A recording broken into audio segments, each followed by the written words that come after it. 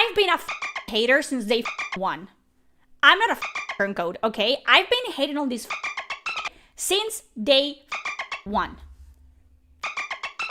There are a lot of them. Listen. Pounding that snake's nose. She's still holding the ruby in her other hand. Maker's panties. I was so proud. Oh, Yeah, we have this. Where? Beep it. Eyes on me. Eyes on me. What does it say here? Non-binary. I just said, and I'm going to use they instead of she from now on. Ah, shit. They're still holding it. Sorry. Non-binary. I want all of you who doubted, listen, all of you who doubted John Dragon Age, I want you all to kneel and pray for forgiveness. Right now. What are you doing? Pulling a barb. Oh, okay. a barv. Tradition in the Lords of Fortune from one of our old members, Barv. Good guy, but like most of us, his plans went sideways a lot. Bad blood among your crew's not good for morale, but there's not always time for big drawn-out apologies. So when one of us screws up and we know we've screwed up, we do a quick 10 to put it right. Pulling a Barv. You guys can call me a grifter, you can call me a rage baiter, you can call me all you want. At the end of the day, I will always win, okay? I am always right. I don't talk for the sake... Come here. I don't talk for the sake of just talking okay? I talk because I'm a hater at heart. It's in my veins, okay? This level of hatred, you guys cannot even achieve in 3 lifetimes, okay? This is as good as it gets. I'm just seething right now. Seething. Welcome back to the channel, everyone. I'm Saladino. Welcome back. This scene is the iceberg to the trans, non-binary, gender abolitionist movement's Titanic. In generations to come, people will point to this as the moment it all fell apart. You can't come back from this. People pretending that they don't know what woke is, even they know this is what we mean when we say woke. The worst thing about this culture war stuff is all the gaslighting. People who pretend to be above it all do this thing where they go, the anti-woke culture warriors are at it again. And they say it like the culture war is only being waged on one side. The culture war. Anti-woke. You can't be anti-woke if there's no woke to push back against. Can't be a culture war if there isn't 2 sides to the war. And like I keep saying, this is only a culture war because activists are invading spaces where they literally do not belong. Not only do they not belong, they don't even want to be here in the first place.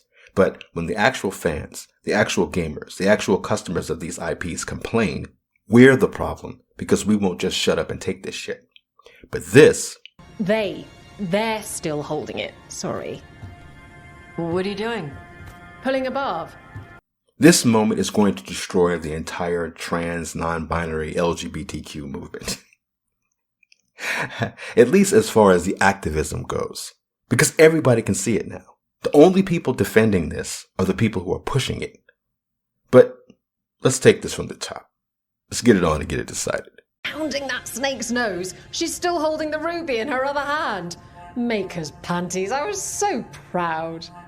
Oh, I hate Polara. And I don't even have a problem with Manic Pixie Dream Girl characters usually. In fact, I actually really like Manic Pixie Dream Girl characters for the most part. But as much as feminists hate them, all of their quirky, quote-unquote relatable ADHD-inspired female characters are really just lame, cringy versions of Manic Pixie Dream Girls. They're so stupid they can't even critique the tropes they hate right. They just make worse versions of them. I'm also just racist against non-white elves. And yes, that includes the black ones. I don't know, they just look stupid. They look like they're cosplaying. I don't think they understand how important this is to me. And this terrible art style for Veilguard only makes it worse. Ah, shit. They're still holding it. Sorry. What are you doing? Pulling a Barv. Tosh is such an ugly character. Her face, her body, her stupid facial expressions, everything down to her outfit is so off-putting, her entire look. And of course, she's black-coded.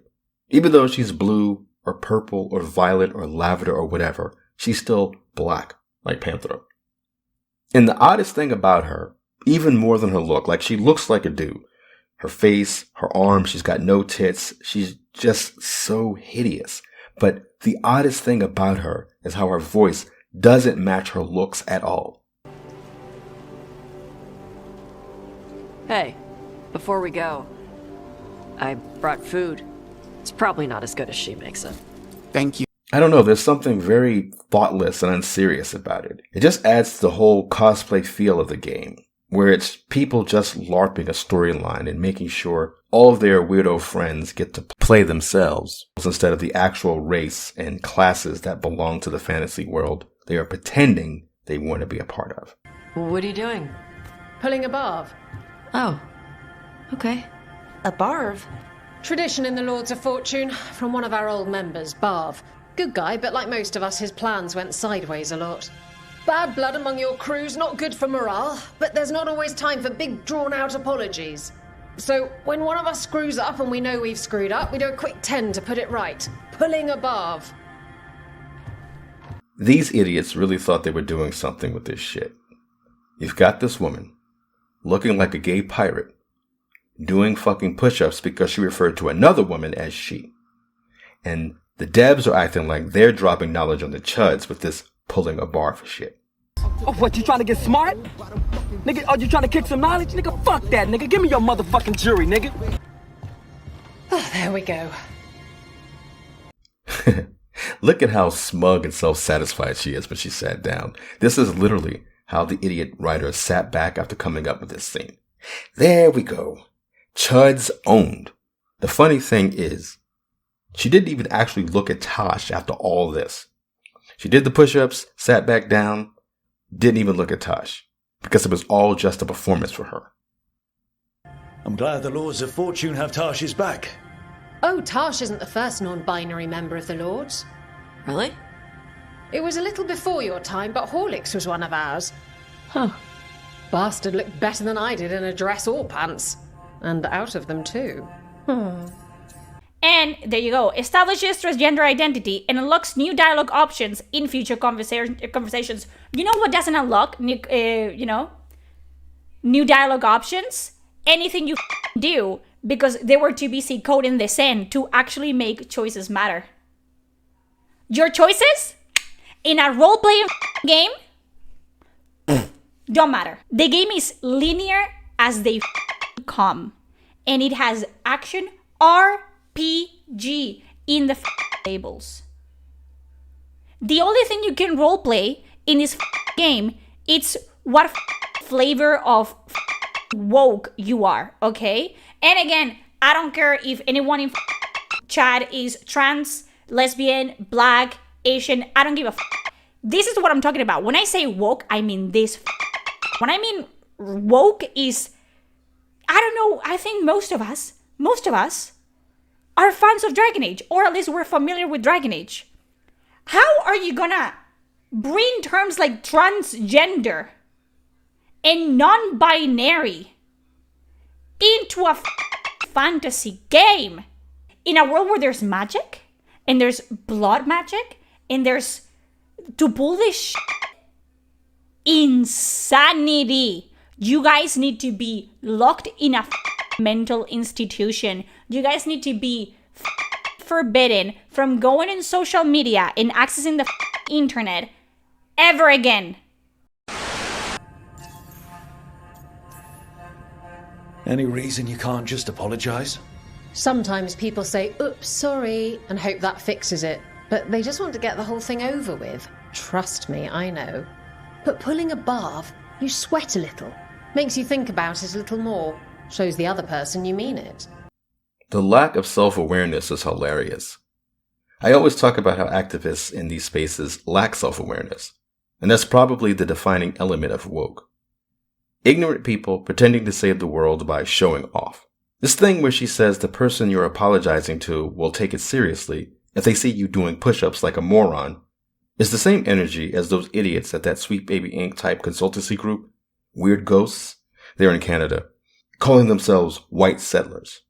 You're not doing anything for the natives by calling yourself a white settler. Nobody's asking for that. It's just like how these assholes keep saying people want to see themselves in games and how important it is. Representation, representation, representation. So I first found out about this video, was it Girls of BioWare, from Double O's latest video. I make games because I like games. Games have been important to me kind of my whole life. This thing was from 6 years ago. The rot has been at BioWare for a while now. And you look at these ugly ass people. Some of them not even women, let alone girls. And it's absurd. The importance of representation on the screen for people is a really big deal. Being able to go into those games and explore them and see different things and different types of people really helped me develop who I am. Well, I'm transgender, and so figuring out my gender identity in games was very important to me.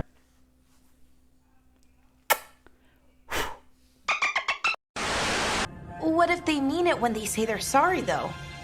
And that's the other reason. Some people mess up and get all dramatic. They make it about them. Oh, I didn't mean it right. I'd never do that on purpose. They feel so bad about it that it's on everyone else to smooth it over and make them feel better. This stupid clown ass of a character. Insufferable. She made the apology all about herself by doing the fucking push-ups in the first place. And now she's lecturing everyone about how apologies are not supposed to be about you, but about the offended party. At this point, if somebody starts doing push-ups after offending me, I wouldn't take the apology seriously, nor would I take the offense seriously, because I'd be thinking, well, this person just started doing push-ups out of nowhere after saying, hey, sorry about this. So maybe they're just crazy. What's there to get offended about? Oh, okay, yes, some people might do that. Pulling a barv puts it on the person who screwed up. They made the mess, they fix it, done. Can you see my nails? Can you see my nails? I'll get you closer. I'm sorry. These two. I just did them yesterday. Can you see them? And while we've been asked by the devs not to spoil specifically who I'm talking about here, as a non-binary person myself, Veilguard includes some of the most authentic representation of coming to terms with general gender stuff, and having to navigate your family's reaction to it I've yet to see in a game. It doesn't feel like an after-school special or like I'm being pandered to. It's quite well handled, and finding out that the writer for this character is non-binary themselves did not surprise me at all. This is crazy. Some of my friends in Minrathos talk about not feeling comfortable in their own skin. As a man, as a woman, this comes from Tash talking to Nebe about how she doesn't feel like a woman or a man. What does it even mean to feel like a man or a woman? What makes these idiots think that because they feel weird, it means that they're non-binary or trans? Non-binary may just be asexual. So if you look at this as, well, it's just a sexual thing, most people know that they're male or female based on their biology. If you're a man, you got a dick, you're a man. If you're a woman, you got tits and a coochie, you're a woman. And of course, there's social expectations that you could naturally sort of gravitate to. This whole thing about gender being a social construct is bullshit. It's not. Gender expectations may be a social construct, but a lot of it does seem geared to how men and women are made up, how our emotions are, the way we process information, that sort of thing. This idea, though, that because a man feels weird, it means that he's actually the opposite sex is again absurd and is insulting to women and is insulting to the way in which people think about the world. There's philosophers throughout history who have been dealing with this whole issue of identity and our place in the universe, our place in the world, how we relate to one another. Yet you have clowns saying that I feel weird, therefore it means that I'm the opposite sex. What makes a man know that the feeling that he has that makes him feel dysmorphic or whatever, what makes him think, well, that actually means I'm a woman and you're supposed to be treating me as such? Doesn't make any sense. For me, a lot of this, especially now, I feel that there are people who are genuinely dysphoric, who decide that the dysphoria means that they're the opposite sex. But there are also men in particular who are artistic, who probably, they look at themselves in the mirror, they don't like how they look, and they decide that, well, women can wear nice dresses and put on makeup and make themselves look better. That must mean I'm a woman because I want to look better. And then again, with non-binary, maybe they're looking at it as, well, men are attracted to women. Women are attracted to men. I'm not attracted to either. And even as a man, male, I'm not attracted to other men or whatever. That must mean that I'm non-binary. But it also just might mean that you're asexual. So you're basing gender on sexual attraction, which you hear that about women in particular who are lesbian, who they've pushed into, the people around them who decided that, well, if you're attracted to women, that means you're a male, as opposed to, well, you're just a little gay girl or a little gay boy, right? It's just stupid. And I don't know, there's also, when it comes to these activists who come into these spaces, there's this whole social dysphoria thing too. So if you already have a dysphoria about your own self and body, then to me, it stands to reason that you have it about the world around you, and you have this need to change everything to fit your messed up image of the world. This is why you have scenes like pulling a bath. This is why this stuff isn't done subtly or organically. Because if you're a man who thinks you're a woman, you already aren't dealing with subtlety or reality. So IGN gave this game a 9. A 9. Objectively, it's not a 9. Just look at reviews from Skill Up or Maddie Plays or Worthaby. Worthaby in particular really went in on the agenda in this game. Unfortunately, that's about as far as it goes with the combat, because the way the maps are laid out, you can tell where every bit of combat's going to happen. You walk along a linear little path that looks far too clean to be a real world. They've done a thing that they did with Elder Scrolls Online, where the whole game looked like a studio set. It's the same in this. It looks too clean. And you'll see a little clearing. Alright, I'm going to get attacked. The world doesn't feel real. The characters don't feel real. The writing doesn't feel real.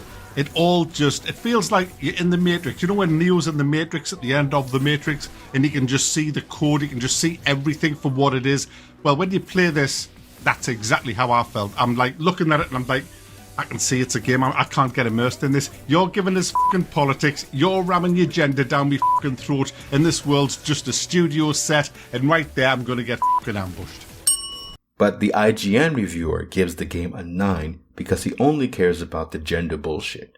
He goes, I didn't feel pandered to. It didn't feel like an after-school special. That's because you're not really trans. You're probably like a lot of these autistic men out here that are not only pretending to be women, you're pretending to be trans women. And then there's this weird thing they all keep doing where they conflate non-binary with trans, which is where all the pronoun shit comes from. This gender stuff is silly. And if there are people really suffering with dysphoria, that's a shame. But that's a you problem, not a society problem. It's not on gamers to put up with a small group of people who are obsessed with their gender identity, shoving this shit in our hobby, making it about them, but pretending they're saving the world. I hope you guys are out of work for the rest of your miserable lives. And you know what? That's what's gonna happen, because you guys have been out there, and I'm talking about you, Corinne Bush, and you, John Epler, and you, Patrick Weeks. No one is gonna ever buy nothing that you guys touch. You losers, go work at a McDonald's. Go do any else than touch games that have been a staple in the genre and really close to people's hearts, and just do this to them. Make your own pee, you sick. Hey, she cooking, y'all.